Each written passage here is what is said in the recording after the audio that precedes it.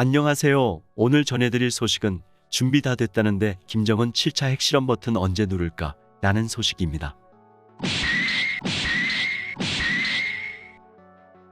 정성산TV는 남북 통일을 위해 오늘도 달립니다. 정성산TV 좋아요, 구독, 알림은 큰 힘이 됩니다. 후원해주시는 모든 분들께 가열차게 멸공. 북한 내부 소식통에 따르면 북한의 7차 핵실험 준비는 완료됐다. 언제 할지는 김정은 결심에 달려있다. 북한 내부 소식통에 따르면 최근 북한 7차 핵실험 실시 가능성을 바라보는 정부의 관점은 이러한 핵실험 임박설로 요약된다. 국방부, 외교부, 통일부 등 외교안보 부처 장관들은 국회에 출석해 이러한 관측에 힘을 싣는 답변들을 내놨다. 북한이 7차 핵실험을 할 것이라는 데엔 전문가들도 대부분 공감한다. 전술핵 실전 배치를 공언한 상황에서 핵탄두 소형화 경량화 능력을 고도화하는 군사적 목적, 이를 통해 미국과 남한 등에 대한 억지력을 확보하려는 정치적 목적을 달성할 필요가 크기 때문이다. 북한은 지난 8일 열린 최고인민회의 제14기 제7차 회의에서 핵무력 정책을 법제화하는 새 법령을 채택하기도 했다. 김정은은 7차 핵실험이 국내외에 미치는 효과가 극대화되는 시기를 골라 핵실험 버튼을 누를 가능성이 높다. 이와 관련해 대외적, 대내적 각종 변수가 존재한다고 전문가들은 분석한다. 대외 변수로는 다음 달 16일 중국 공산당 제20차 전국대표대회 개막이 우선 거론된다. 시진핑 국가주석의 사면임을 확정짓는 중국의 최대 행사다. 이를 앞두고 북한이 핵실험을 단행해 국제정세 긴장을 고조시키고 중국 당대회에 쏠린 관심을 분산시키는 찬물기연기 재뿌리기식 결정을 하긴 어렵다는 관측이 많다. 중국과 더욱 밀착하는 모습을 보이는 북한은 7차 핵실험 시점 등과 관련해 중국과 소통을 이어갈 것으로 보인다.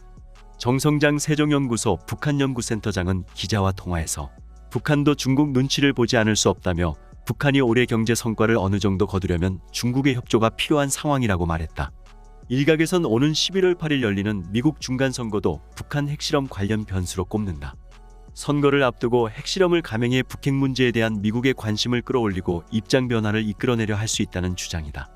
다만 바이든 행정부가 인플레이션 감축법 등으로 대중국 강경 노선을 노고로 하는 상황에서 핵실험 실시는 선거 때 대북 강경 기조만 강화시켜 북한의 실익이 없을 거란 평가도 나온다.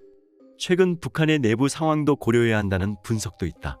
올해 역내 코로나19가 확산되고 홍수, 태풍 등 자연재해가 겹치며 북한 내부 사정은 더욱 악화됐을 가능성이 크다. 김정은을 비롯한 북한 지도부는 재해 대응과 농작물 생산 증진 같은 내치에 집중하고 있다. 어수선한 내부 상황 수습과 경제 성과 창출이 우선시되는 올해를 넘겨 내년 초 핵실험을 할 거라는 전망이 나오는 배경이다. 오히려 내부 결속을 도모하는 계기로 7차 핵실험을 활용할 수 있다는 주장도 있다. 7차 핵실험이 실시될 유력 장소로 거론되는 함경북도 길쭉은 풍계리 핵실험장의 준비 상태를 주시할 필요도 있다. 여름철 수해로 핵실험을 할 만한 집안 상태 구축과 기반시설 마련이 여의치 않을 것이라는 관측이 나온다.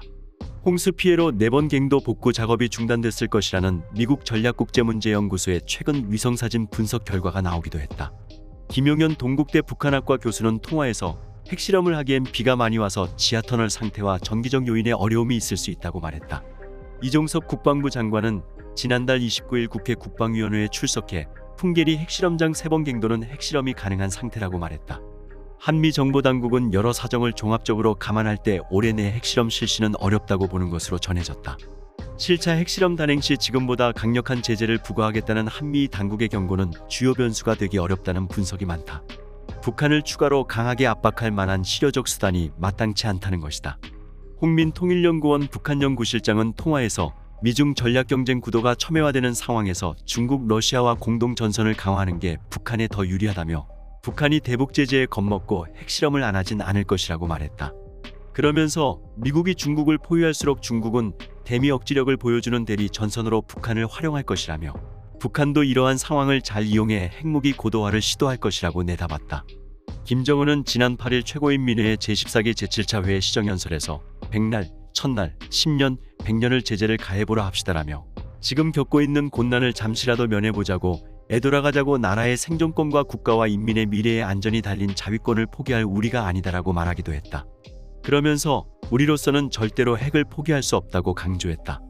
북한은 최근 7차 핵실험 가능성을 시사한 상태다.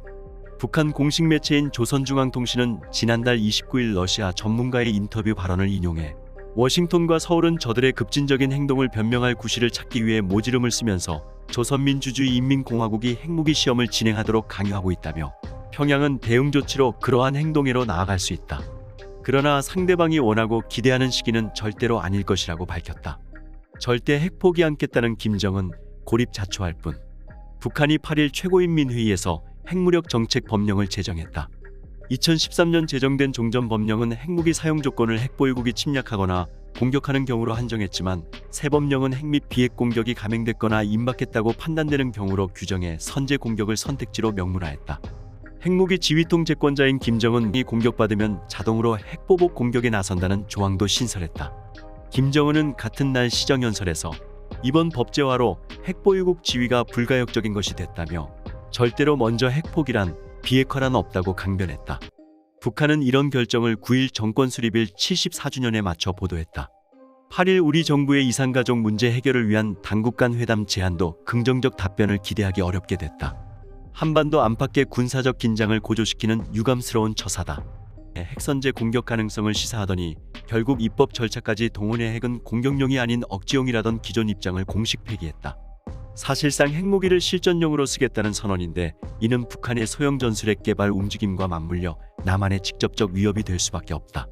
북한이 새 법령에도 핵보유 적대국과 손잡은 경우 비핵국도 공격 대상이라는 조항을 유지한 것을 두고 한미 군사훈련 재개를 대남 도발의 빌미로 삼을 수 있다는 우려도 나온다. 북한이 비핵화를 전제로 한 협상을 원천 거부하면서 우리 정부의 담대한 구상을 포함한 외교적 프로그램은 당분간 작동하기 어렵게 됐다. 한미 간 4년 8개월 만에 재개되는 고위급 확장억제 전략협의체 회의가 오는 16일 열리는 만큼 미국의 해구산 제공 등 기존 대북 핵억지 정책을 심도 있게 논의하는 것이 당면 과제다. 아울러 북한의 행보를 예의주시하며 외교적 해법을 지속적으로 타진해야 한다. 이를 위해선 미국 등 우방은 물론이고 대중대러 외교에도 소홀함이 없어야 한다. 자, 우리나라도 이제 핵무기를 공식적으로 보유할 때다. 우리가 핵만 보유하면 모든 문제는 끝날 거 아닌가. 북한더러 핵 포기하라는 말을 안 해도 되고 주변국들 확실한 견제 효과도 볼 수 있고 아직도 북한이 비핵화할 거라는 미련을 가지는 모습이 안타깝다. 그 시간에 북의 핵을 대비하는 정책을 세우는 것이 더 현명하다.